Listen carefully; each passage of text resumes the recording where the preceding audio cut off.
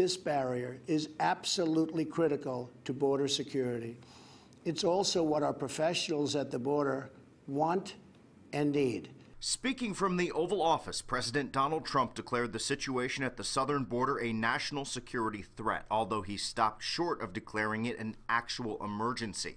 A few days ago, he floated the emergency declaration as a controversial idea that might have allowed him to use military resources and dollars to build a border wall. Critics have called such a declaration potentially illegal. Tonight, the president continued to hold firm on his demand for $5.7 billion for a wall before he'll sign off on reopening the government. The federal government remains shut down for one reason, and one reason only, because Democrats will not fund border security. This president just used the backdrop of the Oval Office to manufacture a crisis, stoke fear, and divert attention from the turmoil in his administration. In a rebuttal minutes after the president's comments, House Speaker Nancy Pelosi and Senate Minority Leader Chuck Schumer accused the president of simply drumming up a crisis and playing politics with people's lives.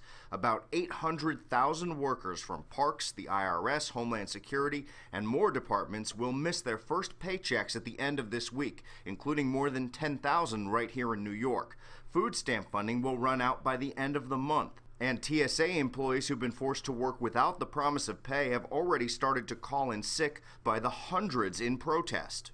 The fact is, President Trump has chosen to hold hostage critical services for the health, safety, and well-being of the American people and withhold the paychecks of 800,000 innocent workers across the nation. Now, leading up to this address, there was real concern that the president would lie or even stretch the truth to make his case. We did a quick fact check on the president and found several of his statistics about the number of illegal border crossings and arrests were exaggerated or out of context. And he's continued to stick to the line that Mexico will indirectly pay for the wall via reworked trade deals, which economists have taken issue with.